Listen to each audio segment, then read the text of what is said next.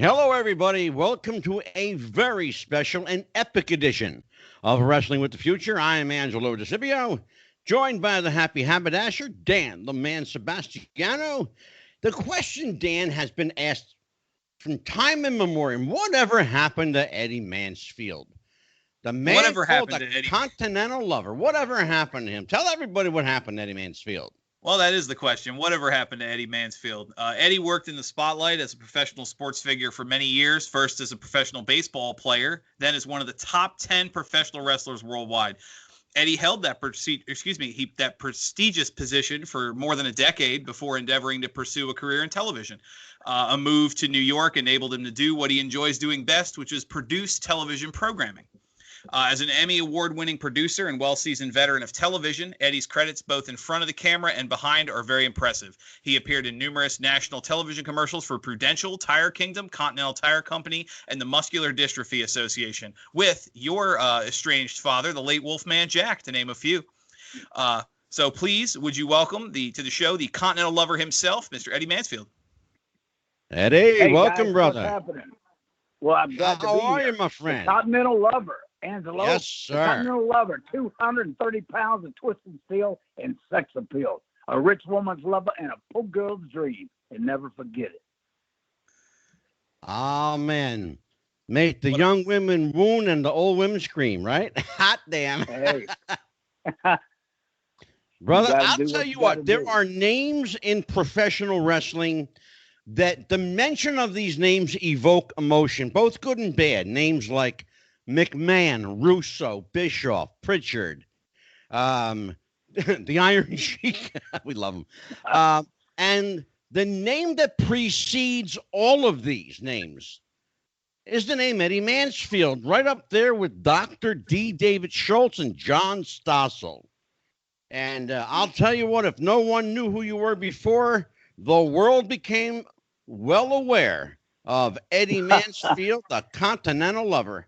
And I'll tell you what, brother, there's a lot of people, even today, you can't mention your name without evoking some kind of, like, people either want to pat you or punch you. Yeah, it's really strange because, you probably saw the Viceland episode I did. Yeah. As well as I gave 2020 the highest rated show they ever had, but I'm preaching to the choir, but what I was trying to accomplish was, as a professional wrestler, we're pro athletes. We're some of the greatest athletes in the history. Yeah. And when you compare us, I wanted them to compare pro wrestling and the benefits against Major League Baseball, NFL, National Hockey League, and the NBA. All those are billion-dollar industries. And when I did 2020, there was over 35 territories. And Vince McMahon was taking over. And when I did that, our business was a billion-dollar industry. Now it's a multi-billion-dollar industry. Yeah. And what does the promoters give you back for making them millions and billions of dollars? They can't even let you join SAG and AFTRA like other actors who would have insurance and health benefits. And you know what? Yeah, and Eddie, I'm going to stop you right there for a second and I don't want this to be lost on people. It's critically important that we preface this by saying the reason you went on 2020 to begin with was not to expose the business. It was to get guys health coverage. Exactly. And I don't want that to be lost on people. I'm sorry. So continue. Good. No, and you're absolutely right. And, John Stossel went and made it an ego piece and they barely mentioned the benefits and all that other stuff that I stuck my neck on the line for. And I wouldn't have done the show if I would have known it would just be an ego piece for that little bastard. And so that's what it wound up being. Yeah, you and I actually, and I'll never give away the contents of our private conversations, But you and I talked about that, and I will tell people, Eddie Mansfield scratched the tip of the iceberg on this issue. Trust me, it goes deep and it goes long and far. Right. Eddie, if people understood how deep rooted this, and I'm just going to say it like it is. It seems to me like the promoters, they bear animosity toward their employees rather than, first of all, they don't even call them employees. They're like contractors, independent contractors. But we're called 1099ers. Exactly. So tell everybody, Eddie, the implications of that. Well, what happens is since I did the 2020 piece, there's been over 200 and probably 50 guys that died, and the majority of them died because they couldn't get health benefits and get health care. They couldn't afford to go to a hospital. They couldn't afford to do this and take care of themselves. And that's a sad reality. It really is, Eddie. Absolutely a sad reality. And this, I mean, now I'm the guy that made Vince McMahon tap out. A lot of people say, and I'm going to address that because I actually had a rather spirited debate this week, Eddie, and I want your input. And then I'm going to throw it to Dan because Dan's got a shitload of stuff to talk about. It was said to me by a very, very well-placed source in the business this week, because they knew that you were coming on. They said to me, Vince McMahon directly, as a result of your appearance on 2020, then and only then did he decide to declare himself sports entertainment. And Dan knows where I'm going with this, and he's going to talk to you about this. Your piece, and it's not a stretch to say this, your piece on 2020, as I described this week on our show, it redefined professional wrestling. Dan, you want to pick that story up? Yeah, I was. That's actually where I was going to go with my first question. Eddie, first, I want to thank you for coming. It's a pleasure to talk to you. I started in the business as a columnist and wrestling historian. That's kind of where I came from. So needless to say, it's impossible to study wrestling history without your name popping up a lot. And I guess I want to ask where Angela was going with that is the big moment where Vince McMahon declared that professional wrestling is fixed. It's not a real competition.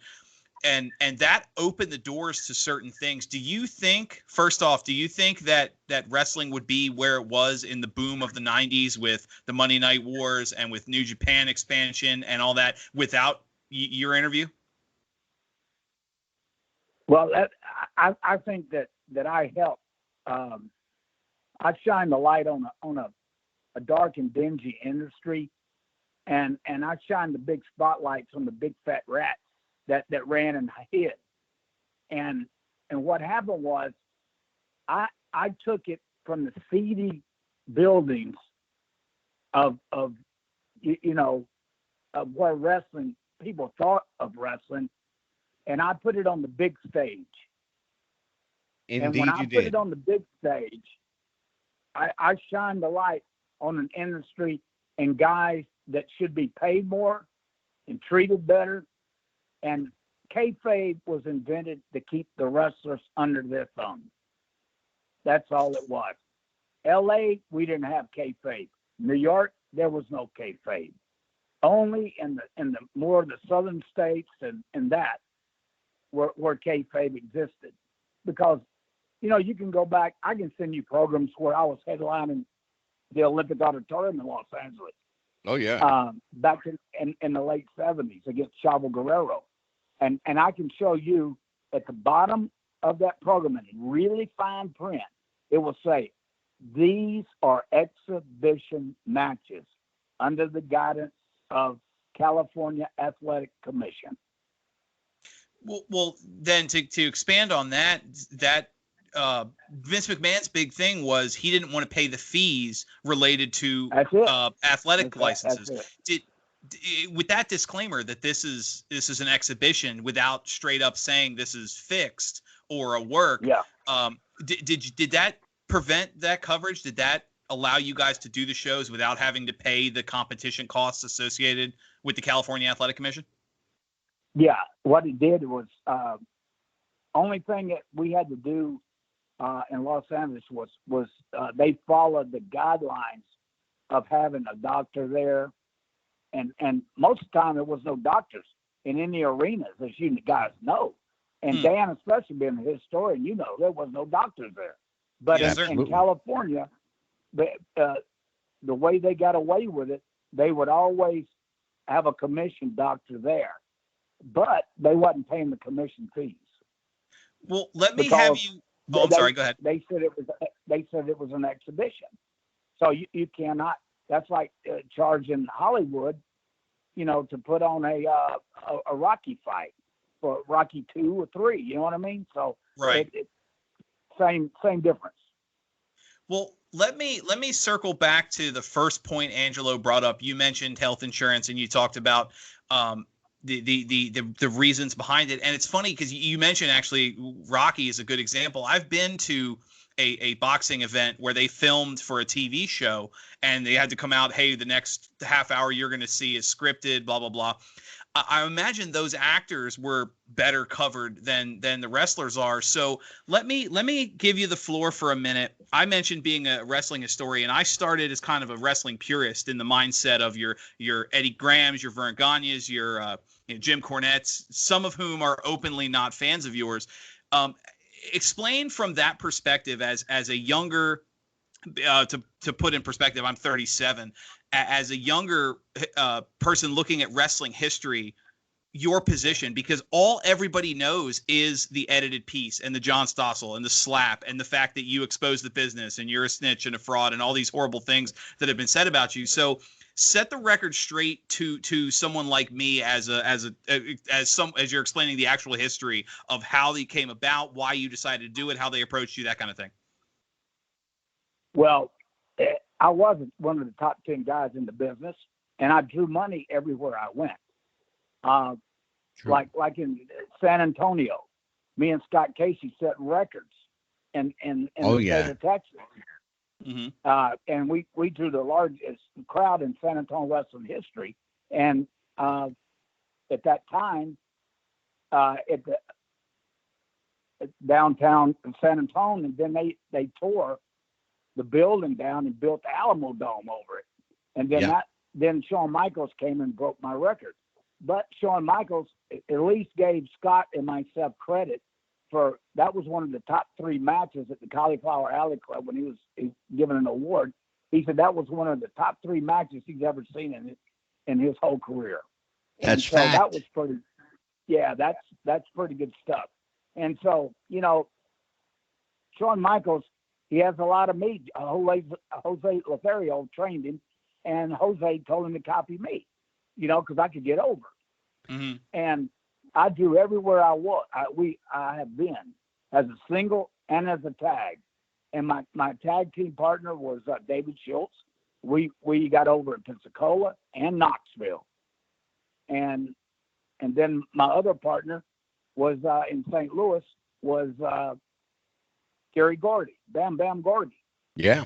And so, I had a good run until, I had a good run in Atlanta too, but Ole Anderson is the one who really stuck it to me. And because he couldn't get Ric Flair, that's the deal, guys. He couldn't get the boy Ric Flair, so he got me. I tell you, Eddie, I'll tell you something about that. I know that story. And I know why the decision was made, and it may surprise you, it may not surprise you, but when it all comes down to one thing in this business. It's all about the money. Right. And Ole was looking to save money, so he got the in his words, the cheap knockoff. He didn't get the Rolex, he got the The Rolex look-alike. Got the Folex. The pole, exactly. You know? Well, but, because when I first went into Atlanta, me and Austin Idol were partners. Yeah. And we got over pretty strong. And then Ole came back, and that's when he cornered me and Wahoo in the showers and at TBS. And that's when he wanted me to kick back 20% of my money to him. And we heard that. Well, you probably know what I said, so I don't need to. Yeah. Well, I will tell you, Eddie, in the interest of full disclosure, and Dan will tell you, Mrs. Wahoo McDaniel, Karen McDaniel, is one of our dearest friends on the show. She's a huge supporter of the show, and she's been on here, what, Dan, 4 times, 5 times? Yeah. Karen's been on here at least 4 or 5 times, Eddie. So, and Karen, and I know that you know Karen. She doesn't hold back. Yeah. She went to the Eddie. Well, Wahoo, let me tell you something. Wahoo got me to go down to Southwest Championship Wrestling out of Atlanta, and I had a guarantee plus, and then I was able to, get over. I got over really big in San Antonio. I popped Scott Casey and myself popped the territory. Oh, I'll tell you what. You guys were nothing but money, brother. I got news for you. I spoke to Scott this week. I was going to bring him on the show, and he said, no, he just wanted you to have the show to yourself. But Scott and I talked about that. You're laughing because Scott. Yeah, I know him. Yeah. And Scott that said, nanny goat rider. That nanny goat rider, man. Let me tell you. Yeah. Yeah, he said you guys were just nothing but green all over. Yeah, I made him enough money to buy a ranch. I heard. Go ahead, Dan. It's like, go ahead, guys. It's funny. Angelo will tell you, we've had him on the show before, and we usually stay away from the match history, but he can't tell the stories without some of the kind words he said about you, and your staying power is very much prevalent, which leads me to my next question, actually. In recent years, with the current quality of the product declining the way it has, a lot of the old territory tapes and the old, Memphis and Florida and the AWA, a lot of these old tapes and territory matches have been gaining prevalence and in a lot of new audiences. And I'm curious, have you noticed a resurgence of sorts, or at least a I don't want to say increase, but has your popularity changed at all as the era that you wrestled has become a lot more popular with younger fans? Yeah, I mean, as far as being a recognized figure, I'm gonna always be that, and I'm really, thankful that they're getting to see some of the Southwest Championship Wrestling tapes with me and Scott. And the stuff that we did, because it was revolutionary stuff that we did, and it was really cool. And we were like 2 Brahma bulls, and if Scott was supposed to win, I won. If I was supposed to win, Scott won. And we were throwing curveballs and all this other stuff all the time. That bastard got me stabbed about 4 times, Yeah, and so, I heard. So, it was, I had a lot of heat. They wouldn't let me go anywhere by myself. I had Larry Lane with me. There was a story, Eddie, about a woman stabbing you in the butt cheek. Is that what happened? No, she stabbed me on the arm. She was trying to cut gotcha. She was trying to cut the little Continental off, Oh no. Yeah, and I hadn't even got to the damn ring yet. I hadn't even got to the ring yet. I was going to say, I heard that story about this woman tried to stab you, but the person telling the stories is that Scott said he thought they was trying to stab you in the ass, but this woman was gunning for you. She had a knife. That's crazy stuff. Let me ask you a question. Ian and I have had this conversation before on the show. I need you to settle something for me. Why do Southern wrestlers not translate up north? Well, they they really would if they would be more. I got over like a big shot in New York because of my tape in Los Angeles going into the city, and all the fans. I would get so many fan letters in the Los Angeles office from New York. I translated because I came across as a better person. You know what I mean? Sure. That I could put 2 or 3 words together and really do some really cool stuff. And I was high profile. Sure. And that's what you have to do to draw up north. You just have to talk, and you have to be able to get over, not only on a microphone, but in the ring. Like today, guys, it's different. That I was taught by some of the best there is, and one of them's Terry Funk. And one thing about it, today's wrestling is completely different. Oh God!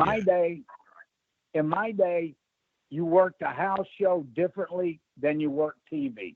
You had to work television and really get yourself over to put, the butts in the seat 18 inches, apart from each other. Mm-hmm. And I was real good at that. And I could draw. I made it personal to people. It's like, just for instance, say if I'm in Texas, I'd look at them, I'd say, you bunch of nanny goat riders. I've never seen a cowboy since I hit Texas. I said, you call yourself cowboys out here? You're nothing but a bunch of goat ropers. And you make it personal. Eddie, whether you know it or not, and Dan, if I'm lying, I'm dying. Tell him the truth. The other day, I asked a question. I said, what happened to heat? Why is there no heat anymore? Eddie Mansfield just answered the fucking question 3 days later. Yeah. That's why. Because you got to make it personal. That's it. They're afraid to make it personal. But that's what heat is. It's personal. Yep. Yeah. And that goes. And that's what you have to do. You have to make it personal to the people at home. Exactly. I'd look at them and say, you fat butt old guy, you sitting there and your wife is looking at me, wanting me, and there's nothing you can do about it. Because you're going to buy a ticket Sunday night, and she's going to sit there and just goo and at me because you're not as good looking as I am, and you're not as talented as I am. That's why they call me the Continental Lover. And that's why she looks at you like you're the ugliest thing. You look like the south end of a northbound mule. And that's when you start making it personal to guys, Right. In that same conversation, I brought up something that's hilarious. In that same conversation, I brought up something that's been hurting a lot of the presentation is the overly scripted promos where it's obvious. Somebody with charisma, it's obvious they're coming out and you can't deliver the heat bringing promos that you were just talking about with a script. You just physically can't, because even if you say the best lines and it's obvious that it's rehearsed, it's obvious it's recited, and it doesn't have the same impact. To see somebody, well, it doesn't, because you look at me. When I hit Texas, first thing I did when they interviewed me, I said, "Let me tell you something about that Rexall Ranger, that nanny goat rider. When I get through riding him, he's going to be having a plastic saddle when I get done with him," and stuff like that. Because you guys can't write promos for me because I'm too damn good. Thank you. Let me stop you because I got a problem with this term. It is an oxymoron if there ever fucking was one. The term promo class. How do you teach a promo when a promo by definition is spontaneous, off the cuff? You were the king of off-the-cuff promos. Well, that's what made me draw. I could talk on the mic and I could work in the ring. And Your let me mouth tell you got something. you in trouble, but it made you a lot of fucking money too, brother. I got news for you. It certainly did, and I sold out a lot of arenas everywhere. I know. And you know something, I could work with a broomstick if I had to. Yeah. That's how good I was. Speaking of the heat, do you think that part of the reason you took the flack you did for the 60-minute segment is because, and I mean this in the most complimentary way possible to your talent, 2020. It's so easy to dislike you. Yeah, 2020, Dan. We don't want to get sued by 60 minutes. 2020. Hey, I gotta let you know, guys. 60 Minutes wanted me, but I had to tell Harry Reaser he was too damn old to get in the ring with me. Let me I apologize. Let me rephrase that. Then your 2020 interview, do you think the reason you took so much flack for it, and I mean this as a compliment to your talent as to generate heat, is because you're just so easily unlikable, or at least you had so many people that already disliked your character? Yep. And that's what made me draw. It's the illusion. It's the illusion of being unlikable. That was your job, was to be hated. And people forget that now. You know, people forget that now. Your job was to be hated, booed, spit on, attacked, had your tires slashed in the parking lot. If they're slashing your tires, you're doing your job well. Let me tell you something. That when I had to drive into like the Hemisphere Arena in San Antonio, they had to throw the gate up at the back of the building and let me drive inside where they wouldn't destroy my car. I had the you're not gonna believe this. I had the president of the Chamber of Commerce and the whole Chamber of Commerce coming to watch me. And he would drive me in, I'd cover up, all the way on the back seat of his Suburban where they couldn't see me when they drove in, right? And then, I'm going to tell you a story. You know who the king of Texas is, don't you, in country music? Yes, sir. George Strait. And so George Strait and Ace and the whole band, I know George Strait, he's a friend of mine.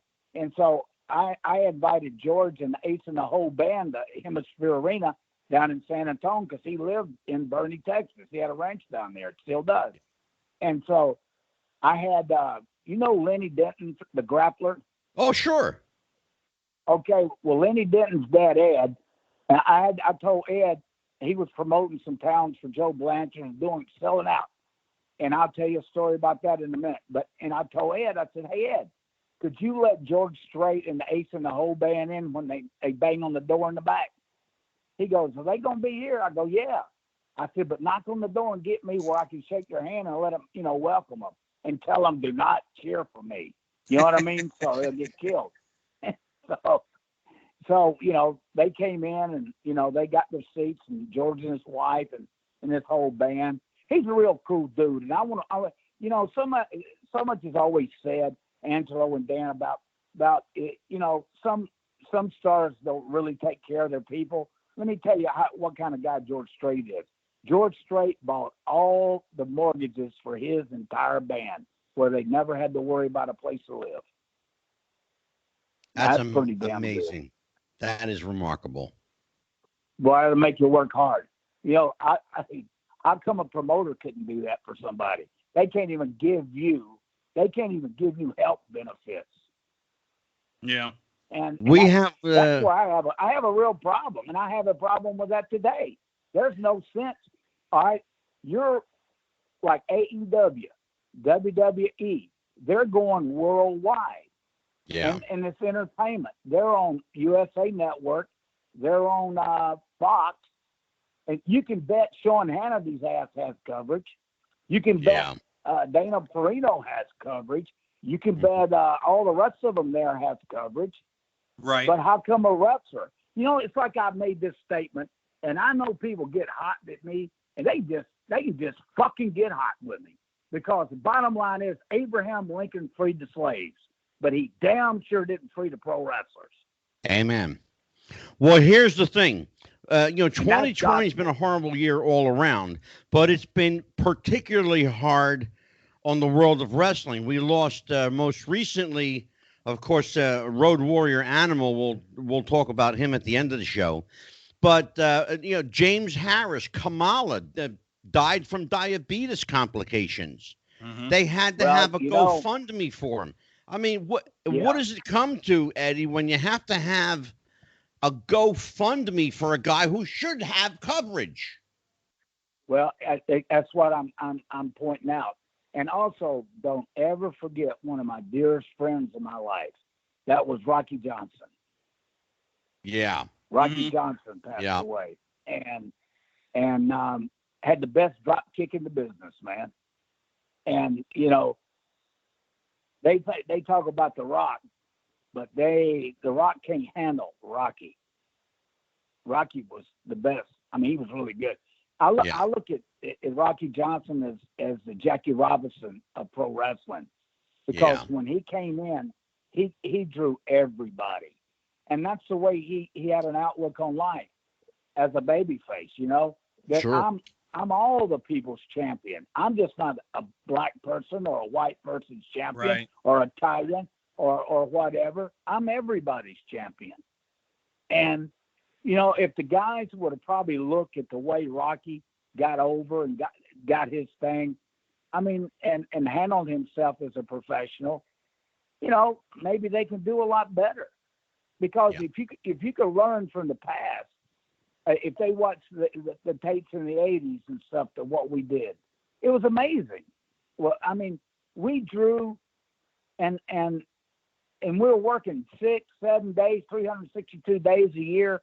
And twice on Christmas Day and on New Year's Day. I mean, they just bled us for everything they could get. And and when you're banged up, they don't want to hear that you hurt. I'll never forget. Scott Casey was banged up one night, and he walked by Chief Wahoo, right? And he says, "Damn, I'm hurting." And the chief looked at him. He said, "Well, if you're looking for sympathy, alphabetically, it's between shit and syphilis." That's pretty much what Scott told us. Yeah. That's funny. Eddie, I want to relate something that happened on the show recently with Dan and I. We interviewed Dominic DiNucci, 89 years old, sharp as a tack. Oh, Dominic. Yeah, I remember Dominic. Yeah, Dominic DiNucci. Now, I want you to follow me on this, because I really want your input, and I want you to have a discussion with Dan about this. Dominic is 89 years old. He traveled all over the world. Many times he had to pay his own trans, right? They were making maybe anywhere from $30 to $50 a match, maybe if they got lucky, 75 or 100 from time to time. Right. These guys lived into their 70s, 80s, and 90s. Guys today, they've got guaranteed contracts. They're all pretty much millionaires. They don't have insurance and probably never will. But the guys that were making 20, 30, $40 a match back in the day, the old timers, they somehow managed to work smarter. They worked safer. The guys today are, and the average lifespan, Dan, we talked about it the other night. The average lifespan of a wrestler. Tell Eddie. Yeah, on the currently the average lifespan of a professional wrestler is less than 50, and Angelo mentioned Road Warrior Animal. The official cause of death was natural causes at 60 for someone who's supposed to be in shape. That tells you something. Yet you see someone like a Nick Bockwinkel or Vern Gagne, or you mentioned like Lou Thez and some of these other guys that Angelo's talked about, 80 plus years old. I mean, Dominic DiNucci before our show was doing yard work for several hours. Like 10 hours that day, Dan. Yeah, he was worn. Guy 80 almost 90 years old, raking his own leaves. You got wrestlers today in their 40s that can't bend over to tie their own shoes. Thank you. I'm wondering what and if I may go back to a story from a show months back, we had Magnum TA on, and he said, yes, go ahead. Magnum TA said that when you got into the business, you were wrestling 500 times a year minimum, or you weren't making enough money to feed yourself. Yet you get guys today wrestle half that and are in significantly worse shape. Is there something, maybe some insight you can give us as to why? Yeah, what are we missing, grinder, Eddie? What? Right? Why is the? Yeah, what's the problem? Well, I'll tell you a story. This guy came up to me and he says, "Hey, I've been wrestling 3 years." And I said, "Well, how many matches have you had?" He goes, 30. And I looked at him. I said, "Hell, you ain't even been wrestling a month, man." I said, "I wrestled more than 30 matches in a month." And I said, and what the problem is, guys, is they don't take care of themselves. They're taking, you know, something. If you ever watch any of my matches, and you can watch them all, and I never take a bump unless it was necessary. And when that bump, I took that bump, it meant something. Mm-hmm. And so thank you. All these guys are trying to work that lucha libre bullshit, and you know, that's fine for Mexico if that's what you want. I mean, I went to Mexico and wrestled Mil Masters, you know, in the main event in the bull ring, but I don't wrestle Mexican style. Yeah. And so, right, you know, what got me over, guys, was that when I got my heat like a 6'6" guy, and I'd move tables, and I, you know, I'm one of the very few guys that could get Ivan Putski to sell. Because, you know, you just said something. I'm going to stop you there, Eddie, because you just said something really, really critical. You're not a huge guy, okay? No. And that's the thing. But you work like you're a guy 6'5", 6'6". Exactly. That skill comes from being able to work. The problem, as I see it, and Dan and I have had this discussion on the show. Oh, yeah, several times. They can't work. I mean, when you have to, Dan, please tell me if I'm bullshitting. When you have to open up your match with a 5-star frog splash off the top rope into a triple gainer, into a split, and then jump into a handstand, and that's your opening set, there's a problem. Because where do you go from there? Do you, and I've jokingly said this before, what do you set yourself on fire? Yeah, that's goes to and one guy did. Oh no, and that's exactly what we were talking about. Is the spots, like you were saying, Eddie, with working smart, not taking bumps you didn't have to. You watch these matches nowadays, and it's curtain jerkers, lower mid card fodder, and you know a power bomb off the second rope through a table, and it's not the finish. You have these ridiculous bumps, 10, 12 of them in a match, and it's not the finish. There's no grapple, and the problem is, and correct me if I'm wrong, because I want you to expand on this because of your history with understanding the technical side. When you get these superhuman feats of craziness, 10, 12, 15 of them a match that don't go anywhere, it kills the realism. It doesn't make the match look like a real fight at all. Your matches in Texas and California and some of these bits you had, yeah, it was scripted and you were working together, but you guys still look like you were trying to kill each other. If I'm beating you over the head with a baseball bat and that's not the finish, clearly we're not actually fighting. Exactly. Well, that's the problem with today's too many independents that don't respect the squared circle the way it should be. And you know, they can say what they want about me, but I can guarantee you could put me in the ring with anybody right now, and I could outwork them. Here's the scary part, Eddie. The examples that Dan just gave you were not from the indies. They were from the major feds, WWE and AEW. Yeah, and that's the problem. The scary part. Well, when you have 15 false finishes on a TV match, Right. right? Exactly. A TV match should never ever go over 3 minutes and 30 seconds. And I'm going to tell you why. Because that makes it keep moving. And then you shoot your angles, you shoot all that stuff the way it should be shot. See, you got writers that have never taken a bump. Writers they think they know the business, but they don't know the psychology of the business. Yeah. And how in the world could you write a script for Wahoo McDaniel and tell him what to say, Yeah. or Ric Flair, or Eddie Mansfield, or Rocky Johnson, guys that could talk? You can't script me. I mean, because you're going to kill me. Eddie, I mean, because that's not my words. That's some jackass's words who can't even talk him own self. You know, it's like, come on. Eddie, I got to tell you something. Dan and I had the most famous wrestling writer in the history of wrestling on our show. Not once, but 3 times now. A guy named Vince Russo. He's got one of those names like McMahon, Mansfield, Bischoff that just draws the ire of people. You either love this guy or you hate him. It's clear that you're not a Daniel. What are you laughing? No, you're absolutely right. But you understand? So talk to excuse Eddie. me. Talk to him.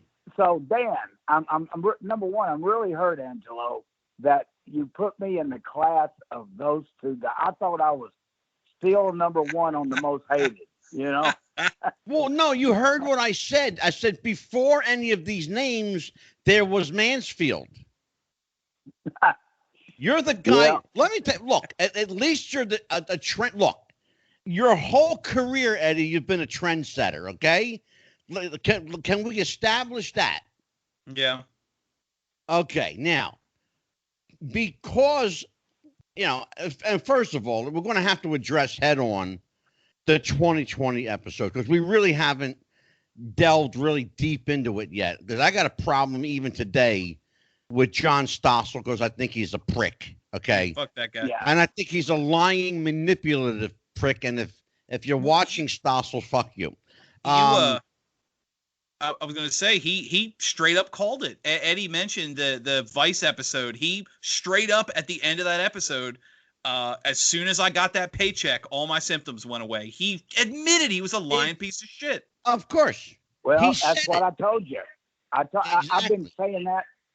If you watch any interviews I've ever done, I've always So said who's that the all worker, way through. Eddie? Who's the worker? Okay. That guy worked it like a fucking pro. He worked it like he'd been in the business his whole life. Yeah. And here I am. I'm shooting, and really trying to get something accomplished for the professional wrestling business for the guys. Exactly. And this guy, he pulls out, because I told him not to interview David Schultz because Vince was trying to get rid of him. And that he would get, it's in the transcript, that he would get the shit slapped out of him. That's true. And he That's did. absolutely true. Greatest I moment. want you to, you know what, Eddie, have that conversation with Dan. You and Dan have that conversation because I know too much about that, and so I'm not going to tip my hat. Dan, why don't you pursue that line of questioning with Eddie? Well, you were saying the earlier you mentioned that they kind of edited your footage a bit and kind of presented a different side to it. Go expand on that then. The conversation you had with John Stossel, if you present this a certain X, Y, and Z way, you're going to make enemies. How did that go? Well, they really just destroyed. I should have got final edit. If I'd have been a little smarter and been in the television business, like I am now, I would have required final edit. And I didn't. And so Stossel, they just chopped it up and kind of buried me and made him supposed to be a good guy. I talked to that prick on the phone one day, and I told him, I said, you know something, Stossel? I said, you wasn't shit until you met Eddie Mansfield. I made you a star. And I said, you got all that money. You didn't even bother to send me 10%. I said, you should have sent me 10% of that damn money. And I said, that's the only reason your ass sat in that desk next to Barbara Wawa is because I got you there. He wasn't nothing but a damn old little old reporter in New York, you know, doing this little bullshit. That's all. Yep. Well, then going off that, the narrative, what you were saying, where you warned him he was going to get slapped, was do you think that a physical altercation is what he was going for, or was he more going for that gotcha moment and he just had no idea what he was stepping into? Oh, I got to jump in here. Hold up. I got to jump in here. No, I'll answer that question. He got a double gotcha moment. Yeah, I'm going to tell you what. I think he was looking. To be honest with you, my take then and my take now is that he was looking for somebody to crack him. Oh yeah, that's what he wanted. Yeah, absolutely. He wanted somebody to wail on him. This guy went in there knowing he was going to walk out with a payday, and you know it, Eddie. You know it. Oh, I know, and you know they had all the other stuff that I said that I'm still saying today on the cutting room floor, because it was an ego piece. You know, it was all about him suing. See, he had a motive behind it. Let's address the issue of how David Schultz even came into that situation, because my understanding was that they actually asked someone else to address the issue with Stossel. But my inside source told me that it was Hulk Hogan who basically forced the hand of Vince McMahon to put David Schultz out there. Is that pretty much what you know? Well, I just know that he went, everybody that I told him not to interview and show, you know, like my friends with the Briscoes and Dick Murdoch and all these other guys that were my buddies, I told him don't bring them into this, because it's me. It's not them. They're not doing anything. Yeah. And then I warned them about David, that he would get whacked. Well, that's what he did. He interviewed Hogan on Broadway, and then he went to Schultz. Then Vince went on there and said, well, you know, Vince likes any publicity, don't matter to him. But anyway, Vince, you know, just says, oh, well, it would never happen in the, you know, the WWF yet. Well, it always does. How many families has he devastated? A lot more. Yeah. And so, you know, David was kind of set up. And he Clearly. He not only from Vince's side, but from the Stossel side. So, you know, he got, and he was, you know, stupid enough to go for it. And he bought it. Hook, line, but, you know, they always say, Eddie, you can't work a worker. How did David Schultz, who, and I've had the chance to speak to him a few times, he's not a stupid guy. He's a really smart guy. How did he let himself open for that? Because they laid in wait for him. They really did. Well, here's the word I always told him never to use, was fake. Because professional wrestling is not fake. It's predetermined. Right. That makes that's a whole lot of difference. Oh yeah. Calling somebody fake than being predetermined. You know, and it's no different than a stuntman in the movies. That's predetermined, but the falls fill the damn fall. I mean, if I take a suplex off the top rope, I don't stop, you know, 2 inches from the mat. I hit hard, and that's not fake. Yep. Is that all it took for David to pop off? Was that his hair trigger? Yeah, fake. As soon as they said fake, it set him off. Yeah. Go ahead, Dan. Yeah. God, I'm That sorry. was it. And any other wrestler, it would have set him off too.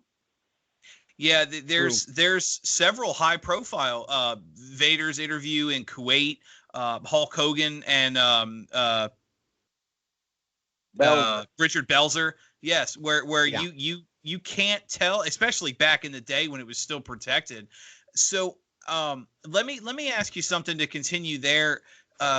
You kind of from the I almost said it again, from 2020, you ended up blacklisted from wrestling, and for a long time so did the media, as far as people not want to do the kind of Stossel-esque interviews. Everything was very highly vetted and whatnot.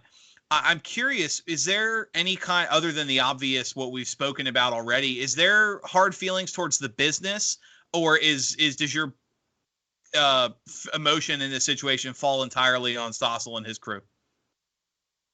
Well, I never had hard feelings towards the wrestling business. I never quit the wrestling business. It quit me. And that came from Ole Anderson. Yeah. And I have all the respect in the world for every professional wrestler. And it's a tough business. And you got to be tough to handle it, in the right way. I mean, to be one of the top guys, you have to be a politician. Oh boy. You have to be you have to be a great athlete. You have to be able to do interviews that would draw crowds. And it's a business. Always remember this, fellas. Yeah. It's called wrestling business.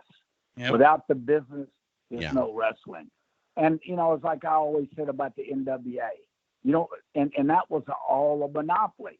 It was kind of like an inbred of all the Fullers and the Welches and the Jarretts. They ran all the NWA. Yeah. And the Welches, the Fullers, and everybody. So that was, and Barnett was their front guy. And so, sure. You know what? The NWA Jim Barnett. There's a guy. There's a name. Let's talk about him for a minute, Eddie. You hear a lot about Jim Barnett. He was, in the interest of full disclosure, Jim Barnett was an openly gay guy in wrestling at a time when it was highly unusual to be open about your sexuality. Barnett didn't care because he had enough money not to give a shit. He was a very wealthy guy. Let's talk about his influence, especially in NWA, because you mentioned a couple of names there. We've actually had very recently, in fact, Dan and I had Ron Fuller on the show, and actually Ron's coming back in about 3 weeks in October. And he's a good friend of the show. I used to live with Ron Fuller. No shit. Yeah. Oh, I got to find out this story. Go ahead. But anyway, I'm going to answer it with Barnett. Let me tell you about Barnett. Yeah, please do. The wrestlers and a lot of other people from the outside didn't realize he was a front for the whole wrestling business, because he could get he knew the television side of the business. He's the one who did the deal with TBS and Turner, and it's called the Gay Mafia. And so he's a part of that gay mafia, and he could go to his connections and make sure that contract with TBS remained intact. And that's what he did. And then he went and helped Vince McMahon secure the same stuff. Yeah. But Vince, he's not loyal to anyone. Don't we know that? Right. And so, he kicked, he kind of threw Barnett to the curb, kind of like he did Jerry Briscoe. I was just about to say. Yep. Just fired Briscoe about a week ago.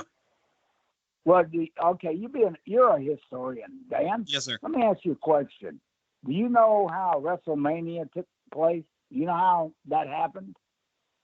I know that it was in well, the they were pitching because they loved their rhyming pay-per-views at the time, or rhyming events, I should say. I know that the idea being it was, for lack of a better term, it was what's the word I'm looking for? They WrestleMania was more of a, lack of a better description, it was more of a laundering scheme than it was an event.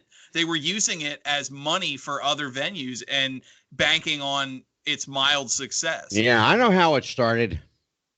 The Colossal Tussle, they actually originally wanted to call it.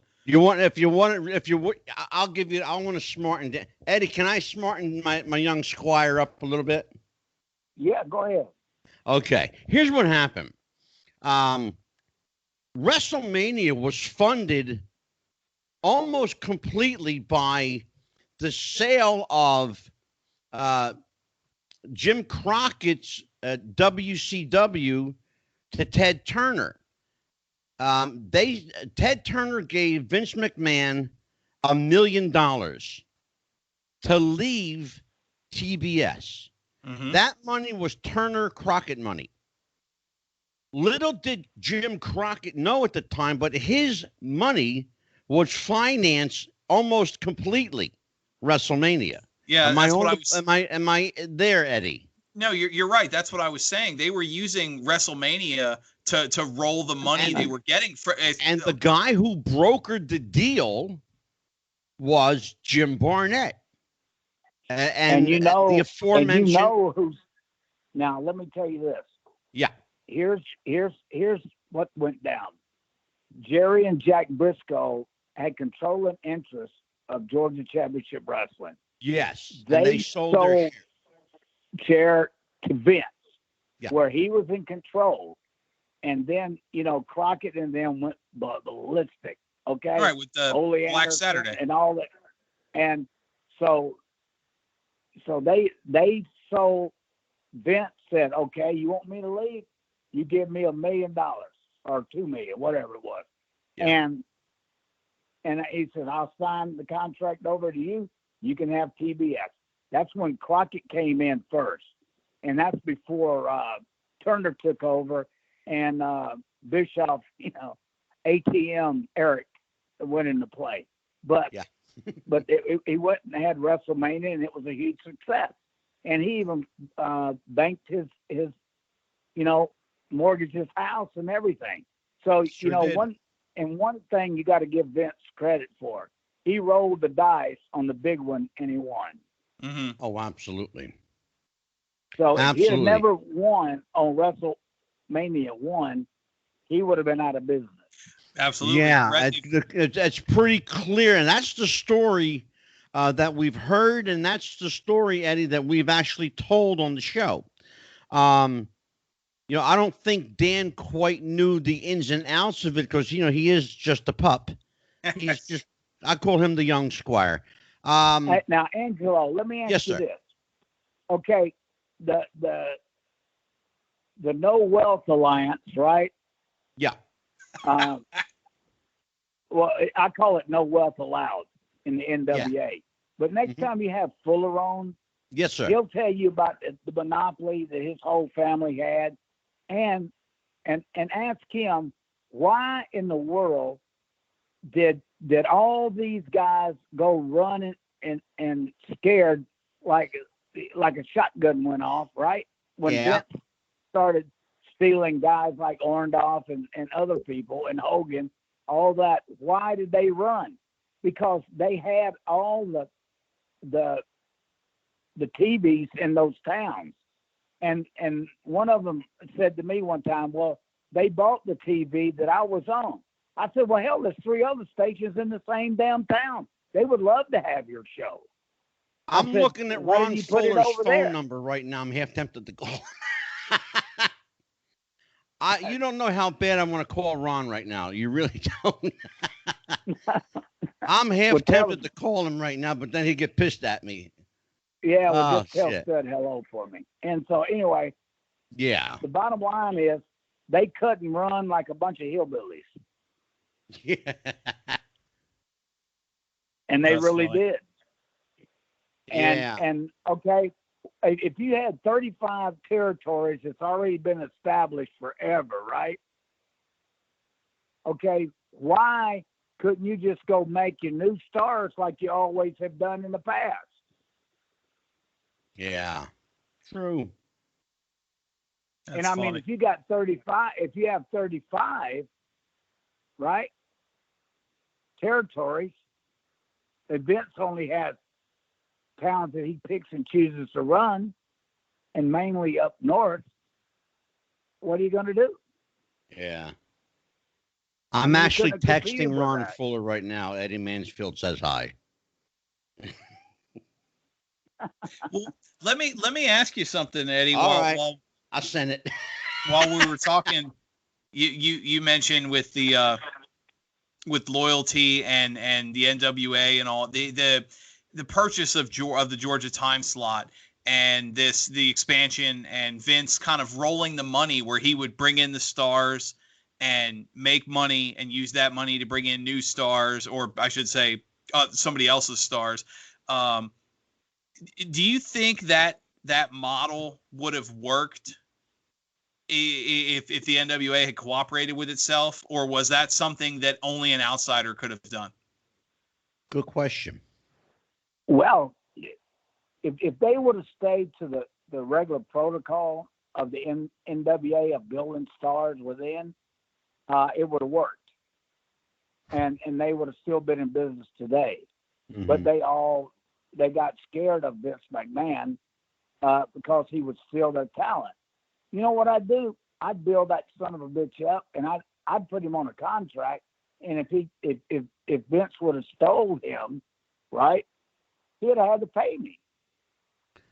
Eddie, the narrative for some time was that Vince McMahon went around to these various promoters that his dad did business with and offered them, large sums of money to join his crew, to join his group. He was the idea was that there was going to be this super fed, right? How many of those promoters, those old territory promoters, actually believed that, and how many already knew that it was bullshit? Good question. 100% Because of them, I believe. you were actually a part of that. You were deep inside the territories. Well, yeah, I was in the NWA, AWA, and the WWF. You know what I mean? Yeah. And so I was in all of those. And but the NBA, NWA, they were cut and run, and that's just some hillbillies like selling moonshine. They got their cut and they hit the hills. Yeah, it was over. And when you ask Ron Fuller, that'd be a good question to ask Tennessee Stud. Yeah. How come you cut and run when Vince McMahon showed up? Good question. Because Buck Robley, Buck Robley offered to run the damn thing. We heard that. And he could have had Bruiser Brody. He could have had all these other guys. Yeah. Yeah. We actually heard that. We actually heard Buck Robley was offered that head spot. Yeah, and Buck was a great booker. I worked with Buck right after Wahoo. Robley and me, I'll never forget. Buck, he came by to get me at my condo in San Antonio, and he said, "Hey, my boy, how you doing?" I said, "I'm doing good." I said, "Buck," I said, "you must be stupid." And he says, "Why is that?" And I said, "And you must think I'm stupid." I said, "The only reason you're picking me up, number one, you're the booker. And number two, I'm the hottest heel in this territory, and you're trying to get a rub off of me. I know what you're doing." Right. And Buck just died laughing. And he would always, when he dropped me off at my home, he would always say, call me, Ed, keep me abreast, you know. So he was, let me tell you, he was one of the greatest bookers ever was. Now let's talk about the opposite end of that spectrum. A guy who spent years and years in the business, was a longtime champion, but not necessarily known for his booking skills. Eddie, a guy that you worked for a long time, the late Vern Gagne. Yeah, Vern, he wasn't really a great booker, and he had some guys in there booking it. He should have let Wahoo book. Wahoo was a great booker. We popped that San Antonio, Texas. I'll never forget. The first show I worked with Wahoo was in Del Rio, Texas, and I plugged it with Gordon Soley off of PBS. That I'm going to be in Del Rio, Texas against the Indian, right? And I used to call him a bogus Indian. So I'll be down there tonight. All I hear is about this Chief Wahoo. I said, he's a bogus Indian. Old drunk little wooden Indian at the liquor store. I'll see him tonight in Del Rio, Texas. Let's see what a legend of a legendary drunk looks like, Gordon Soley. And stuff like that. And that's the way you draw money, guys. You know what I mean? Absolutely. Absolutely. And so that was really the first sellout Southwest Championship Wrestling had. I came and worked with Wahoo, and then we did a DQ, and then we went to the Hemisphere Arena. Yeah. First time I was in the Hemisphere Arena, and that set 22,000. Right? Yes, sir. You know how many people, and Tully Blanchard was on top. Mr. No, he couldn't set, that guy couldn't draw shit in San Antonio. And so anyway, 800 people. And so in less than a year, when me and Casey popped that place, we were drawing 22,000 people in the Hemisphere Arena. Yeah. Nice. I got to talk to you, Eddie. You and I need to have a discussion about, and we'll bring Dan into this because he's got some interesting thoughts on this. You and I need to talk about why promoters think that it's a great idea to put their kids in the business. And shut up, Dan. And we need to talk about really, not to dodge the question, but that's a question you should ask Ron Fuller. Well, we did. Because let me tell you something. The bottom line is it don't matter what territory they were in. There was either a Fuller or a Welch or Jarrett on the card, or Golden. There's another name, Golden. Yeah, Jimmy Golden. So, well, there's a couple names I want to talk to you about because you know these people. Let's talk about a guy that was legendary in the state of Tennessee. Guy named Nick Goulis. Oh my God, that's the guy. I chased that son of a bitch. I went in there and oh my God, that Nick Goulis. And what happened with me and Nick Goulis and Greg Brown and a bunch of other guys were there. I'm asking you because I know the story. Go ahead. So anyway, why did Nick Goulis, Eddie? Tojo Yamamoto. Yeah, I wrestled him on top, and it was one of the biggest crowds they ever had. You know what I mean? We drew about almost 10,000 people in Chattanooga at the pavilion there, at the college. Yeah. Mm-hmm. And he was supposed to, I was on a guarantee because I was sending from Atlanta. Yeah. So he was supposed to pay me $300, and then in the office in Atlanta would pay me the other. Yeah. And that son of a bitch gave me an envelope with $40 in it. Oh no! I told Dan, Eddie, and so help me God. I reached in my Halliburton and grabbed my 38, and I went after his little ass. I chased him right across the stage with that 38. I said, I'm going to shoot you in your fucking ass, you damn no good bastard. And so now, I chased him, and then go ahead. I told Dan that, and he didn't believe me. I told Dan that Nick Goulis was notoriously the single cheapest promoter in North America. And on Well, top yeah, of that, yeah, let's yeah. talk about Eddie. Let's talk about his son, George Oh, Goulis. Why did Nick think it was a good idea for his son to be a wrestler? And boy, how did he I think don't he know. came? I was only around him one time, and that was that time in Chattanooga, Yeah. and that was the biggest abortion you could ever watch. You know, I mean, gosh, that was horrible. And let me finish the story. I got him, and so I made him call the Atlanta office on the phone, collect, and leave a message. Right? Yeah. About he only paid me $40. I had a gun on him, and so That's I left ridiculous. there, and I went over to this hotel. It was really nice in Chattanooga, and so I had a room there, and so I went down and I had a steak dinner, and then I went in the bar, and I charged my steak dinner to the room, and I went and there was a bunch of people drinking. I was drinking at the bar, and I bought everybody rounds and rounds and rounds. I had about a $450 tab, and so I just signed it. I just signed it to the room, right? And so I went on up. I had a good night's sleep, and came down the next morning.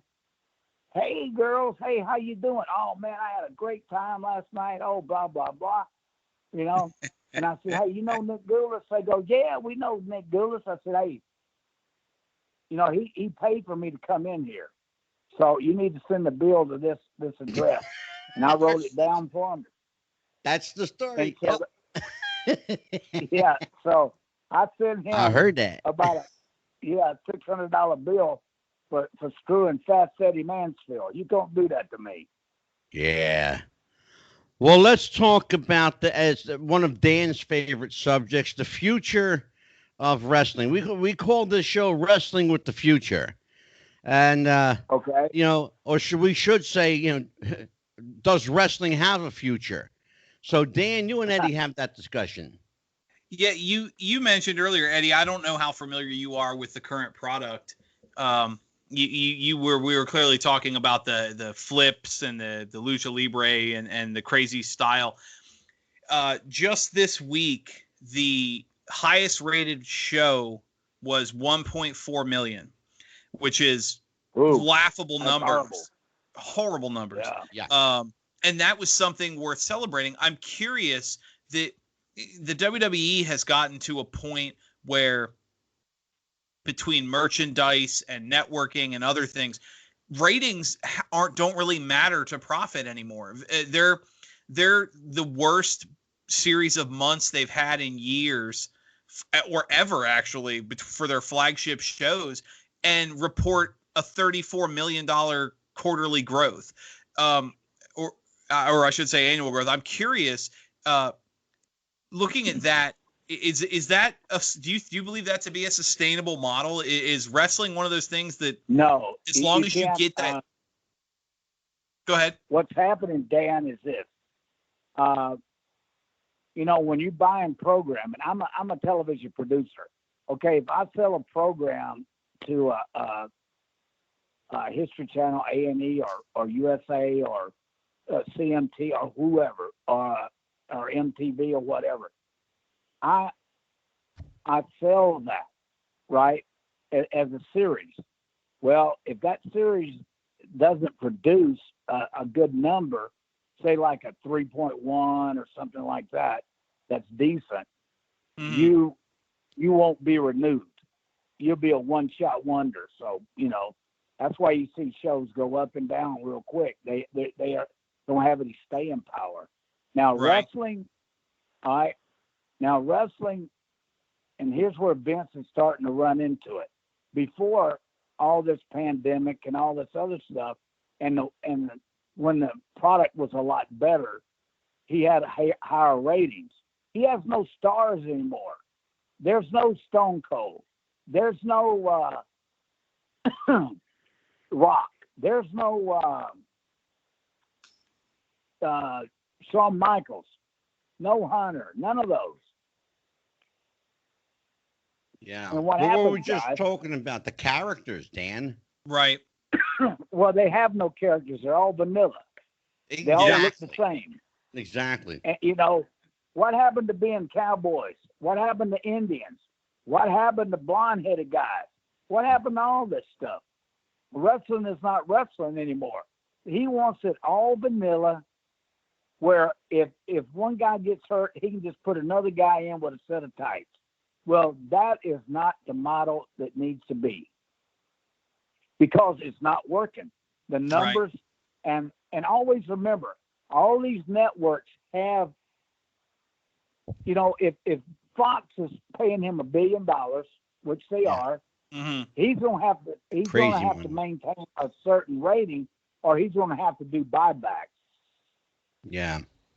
Crazy. Here's the thing. Now, I said something the other night when we had Dominic DeNucci on, and it sounded funny at the time, but believe it or not, people responded to this. What happened to wrestlers who had hair on their chest? What happened to wrestlers who looked like wrestlers? Guys like Bulldog Brower, Bruno, Dominic DeNucci, Superstar Billy Graham. What happened to these guys? They looked like wrestlers. You got kids now that weigh $150, maybe $170, and they're calling themselves, you know, a heavyweight champion. My right leg weighs 170, okay? Yeah. Hey, Angelo, I was always told this. If you look like the guy in the second row, hit the door. Yeah. Exactly. Now the wrestlers are smaller than the guy in the second row. Exactly. That's my point. They would never let them into business when I was in it. You know, I was 235, 240, you know, and I was in good shape. And it's, you know, 150, would devastate his ass on TV. I can tell you that. And I mean, you saw guys back then, you know, especially you mentioned the era of the 3 and 4 minute matches. You know, the Mass Destroyer against Tim Smith, and Tim Smith weighs 150. You know he's going to get killed. Now I mentioned this before. They were building a character up in NXT as the monster heel, and he was 5'11". 5'11", and he's the biggest guy in the ring.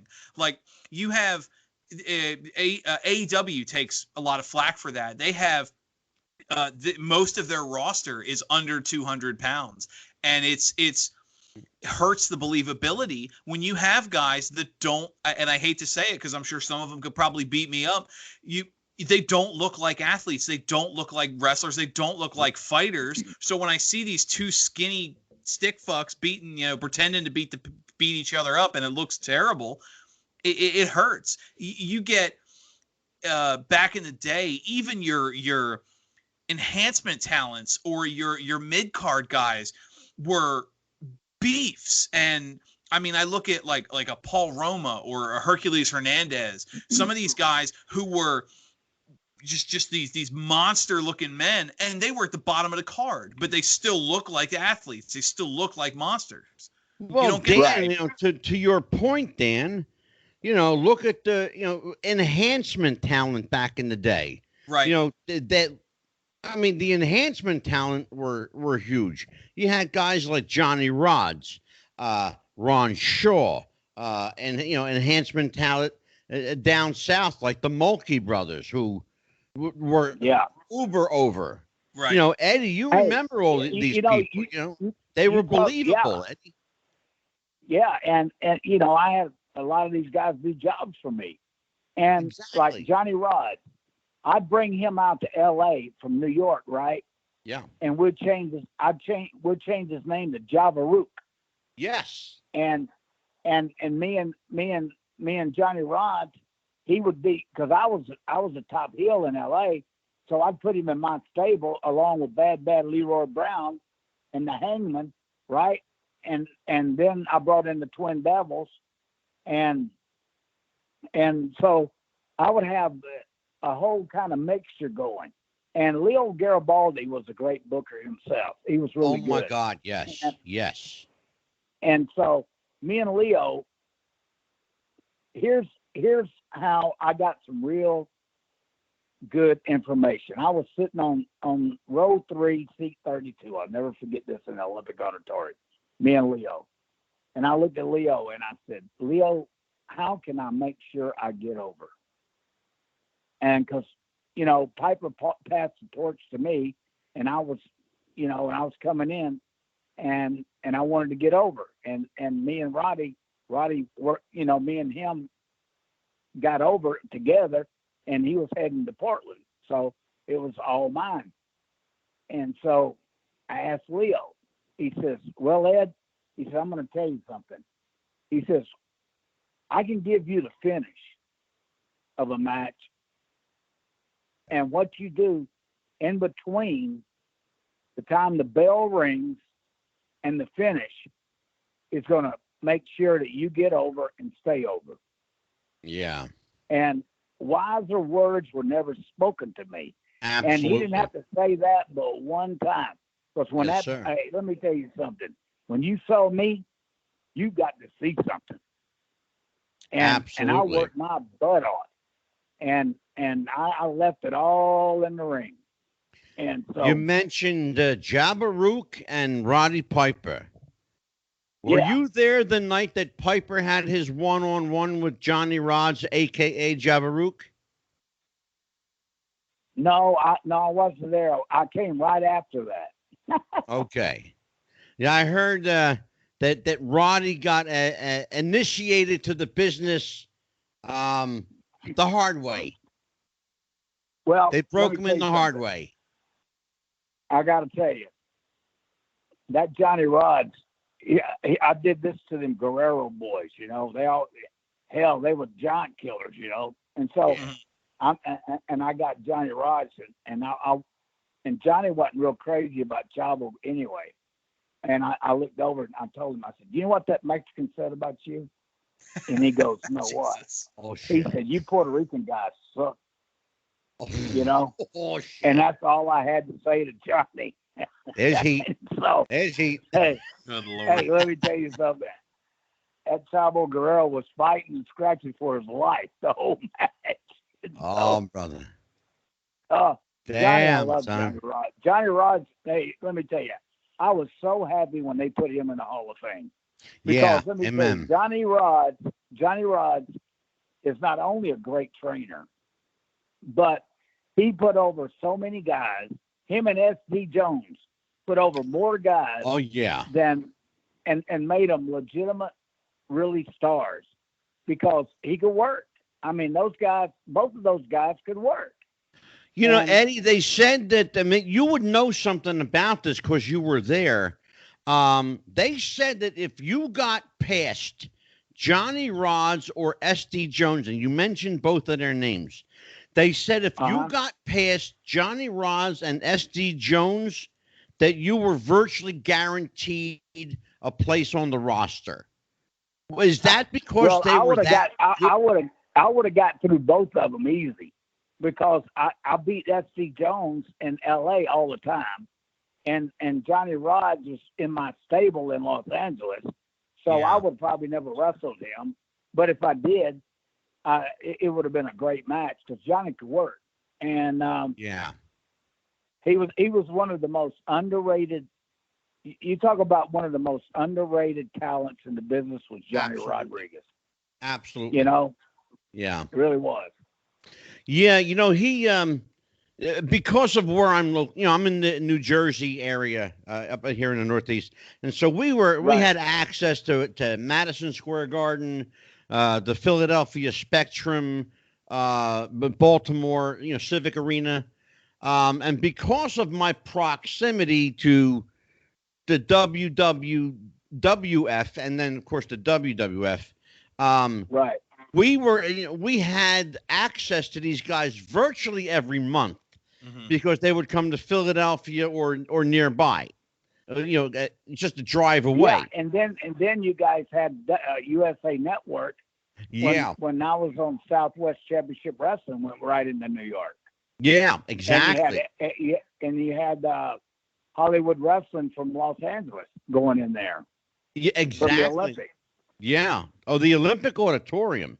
We're actually going to Yeah, do a show. And you might be interested. Maybe I'll bring you back for this one too, Eddie, because I'm going to bring you back anyway. Um, we should do a show with you because you've wrestled everywhere.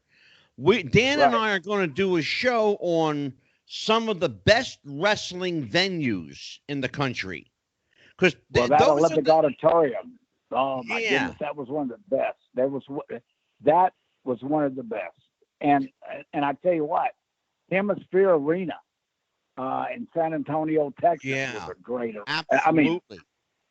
oh, The I one, mean, and it was I a mean, tough we can do crowd a too. whole show, but probably, and you probably know this, we could do a whole show just on the Sportatorium in Dallas. Well, Yeah. and don't forget the you know God, the Sam Houston Coliseum in Oh God, Houston, yeah, Paul Bosch, sure. and the Junction where we shot Southwest Championship Wrestling. I mean, Yeah. there's so many places that are really Sure. phenomenal. I And miss some of them. Some of them old buildings, man. I'll tell you what, we really need to do a show on some of the great wrestling venues because the buildings, in many ways, were part of the excitement, a part of the promotion. They were part of absolutely, wrestling. like in Yeah, San Bernardino. San Bernardino had a Exactly. custom for wrestling and boxing. San Bernardino, Yes. Long Beach, and the Olympic Auditorium, of course. That damn Olympic Auditorium, I got Legendary. stabbed twice there. I got stabbed twice there. That some bitch. I had to walk. Back in the day, you'd have to walk all the way down. It was so long. It was a long walk, I know. and so I've so seen that aisle. if you had a run in, I'd walk around and I'd come from the camera angle, right behind the cameras, and I'd run right in on hit the ring where they couldn't see me because Yeah. they'd stab me, man. Hey, I tell you what, Brother, I tell you what, I good old wrestled days. Andre the Giant 7 times in L.A. and he never Yes. beat me because I was a top heel. He'd give me an ass bump, and I'd go over the top rope and leave, And so Andre was a good business guy. He said, "You can't beat him. He's the one that's is over here. I'm just here for a week." And I Yeah. worked around. I tell you what, he picked me up and a press slammed me one time.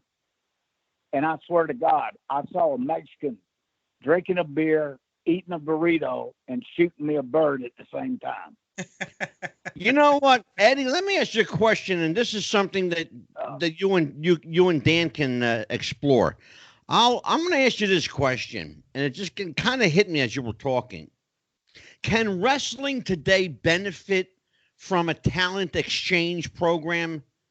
Like if the WWE and AEW and some of these other groups, decided for the sake of the business to work together rather than trying to Never cut each happened. other's. It won't work because Vince wants to control everything, and he has NXT now. So NXT is a feeder system for the main company WWE. Yeah. So I'm sorry. Go ahead. you know what Go I ahead, mean? Dan. And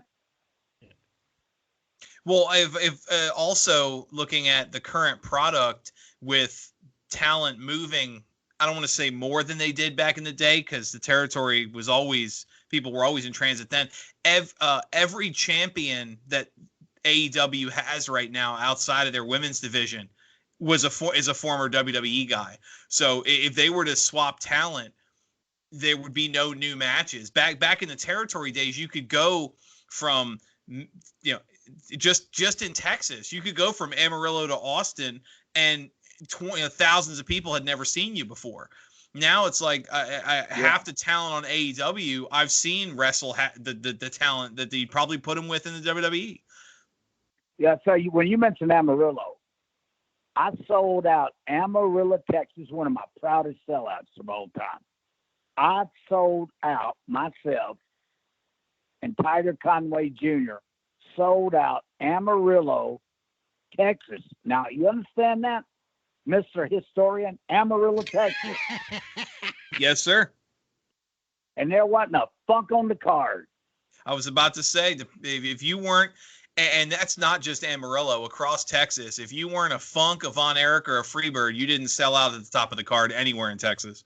Exactly. Bullshit. You're talking to a guy Well, who did. I know, obviously, I'm talking to an exception, but I'm saying that was the narrative back then. Shit. Yeah. Well, I proved the narrative sucked.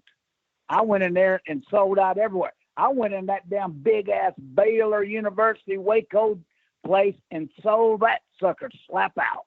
Oh, me wow, and, that's me awesome. and the Cowboy. Yeah. And the Cowboy. Shoot. And, Yep. and it, you know, and but that was my and I every time I tell Terry, every time I talk to Terry, and I talk to him all the time, I say, Funk, I sold out Amarillo without your ass and Junior. You know. And you know, and I love Terry. Terry, man, you know, I've known him like I knew Rocky Johnson since I was 19 years old. Yeah. So, you know, I know all them guys, and they were a lot of help to me coming up. You know what's different? There's no respect in the locker room. You know, for old timers. Thank you. You know, That's even so though, hey, let important, me tell you something. Even though I was up on the card as a young kid, let me tell you something. I never, ever sat in a chair until every old timer that was on that card had a chair. Ever. Yeah. Now, I never would do that.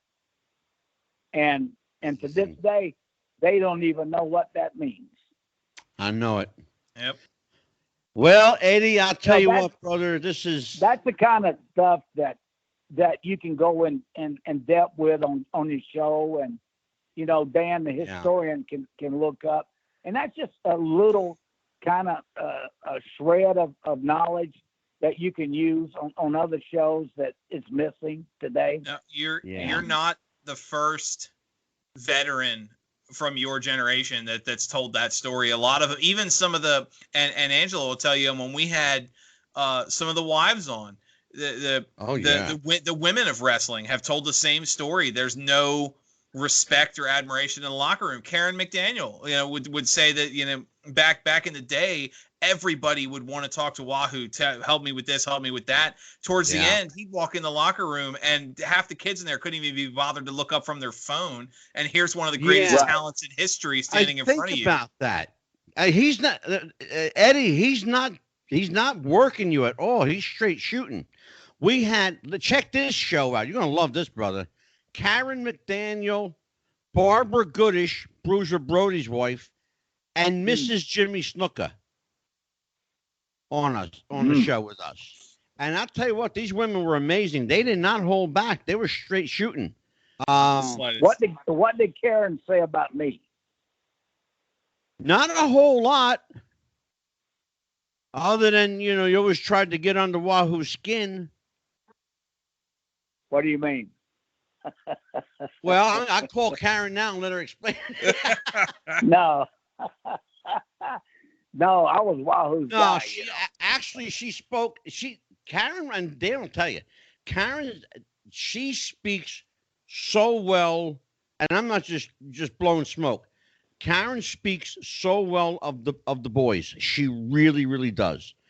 Wahoo just loved his guys. Yep. He loved the business. He loved the business almost as he loved fishing, and he loved to go fishing. Let me tell you, I'm going to tell you something, Angelo. Yes, sir. Wahoo McDaniel taught me how to be a star, how to live like a star, and do whatever I wanted, just like a star. And that's right. Exactly. And my love for Wahoo, it will be forever. And absolutely, he's one of the greats that we've lost, and it's so sad. Well, I will tell you that we think. You know what so Wahoo much... told me? My last conversation with Wahoo, you know, about he needed a liver transplant, not a kidney transplant, right? Mm-hmm. And me and him were cutting up. I said, well, hell, I'll give you one. I don't need but one. He said, yeah, but you ain't no Indian. And so he said, you ever know any Indians got a good liver or a good kidney? I said, no, not really, Wahoo. I said, I hate to hear that, you know, because Chief's still funny to me because we'd always cut up. Yeah. And next time you talk to Scott Casey, you know, the Chief never called him by his name. Yeah. You know what he used to call him? I heard drawing a blank right now, but I do know that he never called him Scott. I don't know if it was a cowboy or whether it was that he had some other nickname. No, he just looked, hey motherfucker, get over here. Oh shit. That's what he said. That's There what you he go. said all the time. Well, I'll tell you what, brother. We are Next time you bringing talk to, back. hey, you talk to my good friend Cowboy Scott Casey. Be sure to ask him what Wahoo used to call him. He'll tell you. Yeah, well, I'm actually going to speak to him tomorrow. But before I do, let me do this while I got you here, because I want to bring you back again. Eddie, can I get you back on October the 8th?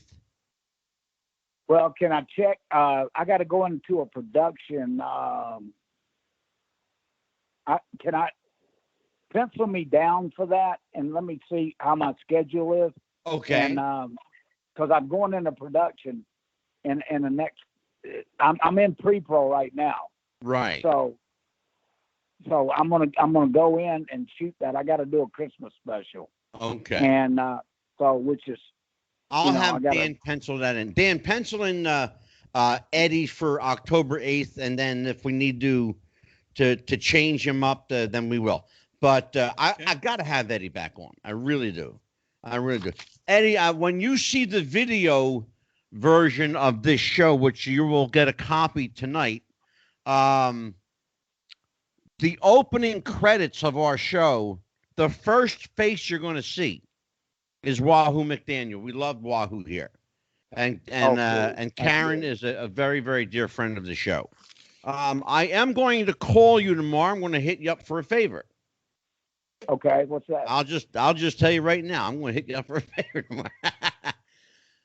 So, Dan, what do we got going on? And then we're going to get some info from Eddie as to what people are doing in his realm and where people can reach him and how they can contact him. Oh, sure, let's do that now. So why don't we do this, Eddie? Where can people get a hold of you? Just call me tomorrow. Just call me tomorrow. Okay, you got it. Go ahead, Dan. Where can people find us? Well, hey, obviously we're because I usually I don't solicit business. You know what I mean? Yeah, that's fair. And you know, I mean, you know, if they want to find me, they can look on LinkedIn. There you go. Know, Eddie Mansfield. Beautiful. Mansfield Entertainment. You know, that's where they can find me. Yes, yeah, sir. Eddie can be reached at stosselcansuckit@gmail.com or something like that. There you go. Exactly. Well, I pretty much, you know, if you listen to that Viceland deal, I pretty much told it like it was. And amen. Yes, sir. Thank you. It's the first time. I use and excuse me for using those 4-letter words, but I had to quote Wahoo McDaniel what he used for Scott Casey. Absolutely. So, we have no language parameters here, and Dan will tell Yes, you sir. we let it flow here. Okay. Very much an adult show. Yeah, and Dominic DiNucci has the same vocabulary. Oh, God, we love Dominic. If you talk to Dominic, send him my best and tell him I love you to death. Hey, there's another. Sir. Hey, let me tell you another guy you ought to get on. Larry Zabisco. Actually, if I had a contact number for Larry, I'd call him myself. Well, when you call me in tomorrow, I'll give it to you. Yes, sir. Beautiful. That would be great. Terrific. Well, I'll tell you what, Dan, we can always count on action, story, drama, suspense, intrigue. Whenever we have the old school guys on, that's why I tell people, keep the new school. I'm a product of the old school. Give me old school every day, brother, every day. Yes, sir. There was never a dull moment. Never, ever. So Well, tell thank you, people where guys. they can reach us, brother. Well, obviously, we're on YouTube. We can be found on Twitter at Wrestling Future. That's no G, Wrestling Future. We're on Instagram, Wrestling with the Future, and our Facebook group, Wrestling with the Future Podcast, which has blown up in the last 2 weeks or so, last couple weeks in membership, including a couple more today. So we continue to expand, and we can be found on social media, and the podcast can be found pretty much anywhere podcasts are downloaded at this point. Absolutely. We are everywhere. Right now, 145 platforms worldwide. Yes, sir. Craziness. And maybe Well, a surprise. you'll have some more listeners when you plug my name, believe me. Well, I got news for you. The anticipation of your appearance garnered a shitload of heat. I'll tell you what, and I'll tell you straight shoot. The two names that got me more heat than anything, Eddie Mansfield and B. Brian Blair. Oh, really? Yes, sir. And I don't Brian know Blair. why on Brian. Yeah, I don't either. I mean, you know. Yeah. He likes you. I mean, we talked about you. He likes you a lot. Eddie? Yeah, no, Yeah. you guys are close. I know that. Yeah. And so I can't believe he's getting heat. He's babyface. I know. It's crazy. Crazy. Yeah, all you got to do is mention my name. You're going to get some damn heat. Yeah, oh, I know it, brother. Please. Right. But that's all right. Hey, tell him the Continental Lover sends his best. I sure will, brother. All your listeners, hey, may God bless you guys, keep you healthy, and keep your families, all your listeners' families healthy. And Amen. thank you for having me, and I'll talk to you tomorrow. Absolutely. Thank you, Eddie. Eddie Mansfield, Right. everyone. Good night, Good Eddie. night, Take everybody. care. That was beautiful. I love that interview. That was a great interview. Sir. So filling in the week coming up, Dan, we've got Tuesday night, one of our favorite people joins us. Like another guy, old school guy that's never short of a story. Our friend, the superstar Bill Dundee. Yes, sir. Will be here Tuesday. Let's see, Thursday night of next week. Who do we have? We got so much going on right now. Oh my goodness. Who do we got coming? We have October 1st. I don't know if I mentioned this to you or not, but October 1st, Dan the Man, we've got Butch Reed, Hacksaw Butch Reed, a.k.a. The Natural, will be with us October 1st. I wasn't sure if I had told everybody that. Eddie Mansfield, of course, was with us tonight. Lot of feedback, by the way, from our episode with Stephen Plim. Stephen Plim, the manager of Tiny Tim, got a ton of feedback, and he is actually coming back for his third appearance. So this guy's going to have like his own mini series on our network, I swear. But September 29th, we are going to have superstar Bill Dundee. I can't wait for that one. And then, as I said, October 1st. Can't believe it's the end of the month already. That's crazy. I think it's fitting, too, Bill Dundee being the longest tenured friend of the show we have to be the anniversary episode, the guest on our anniversary episode. Absolutely. And we are going to talk about the last year of our show. And we're gonna share some stories about Jeff the Ref, who will always, and I promised his family, he'll always be a part of the show. He always was and always will be, and we'll never, ever forget Jeff the Ref. Yes, sir. We are represented by the smartest man in the room, who was one of the ref's friends.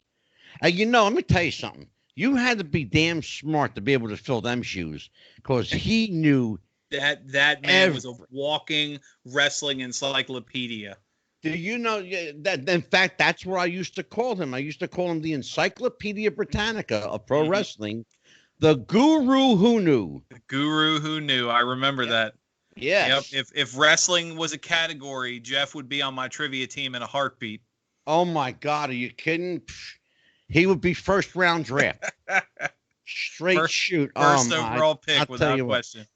It's funny, I just as a personal note, sometimes I sit here and I watch, episodes of our show and I critique it, and very often I go and there's an episode that Jeff is on, and it's really hard to sit through an episode with Jeff knowing that like that gravelly voice is not here anymore. It's hard.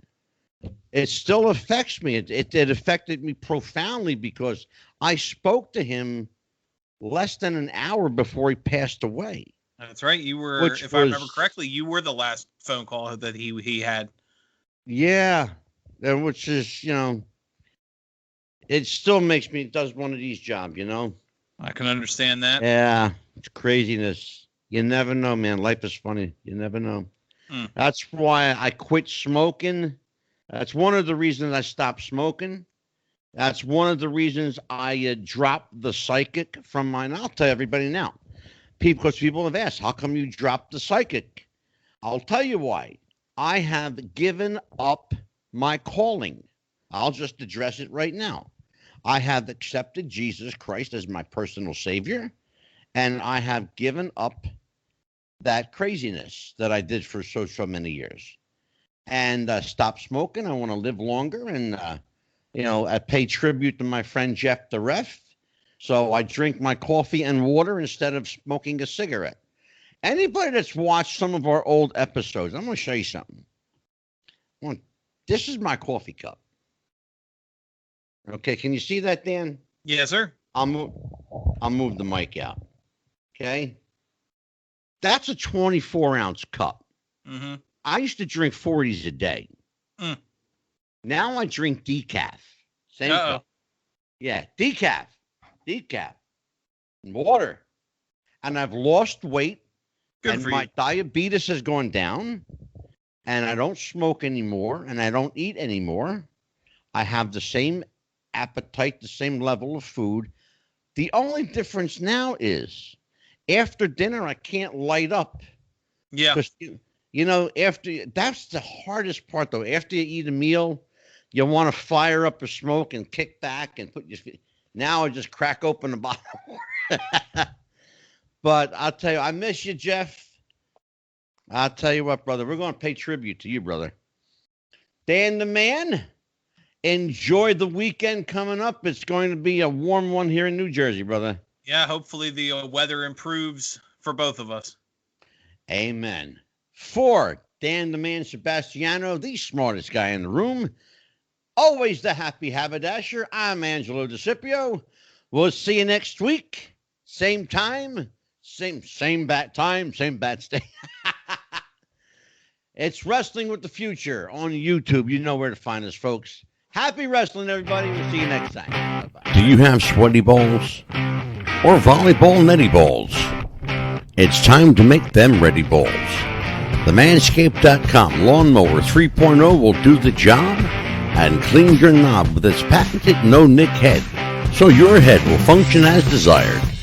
Enter promo code Wrestling Future for a generous 20% discount.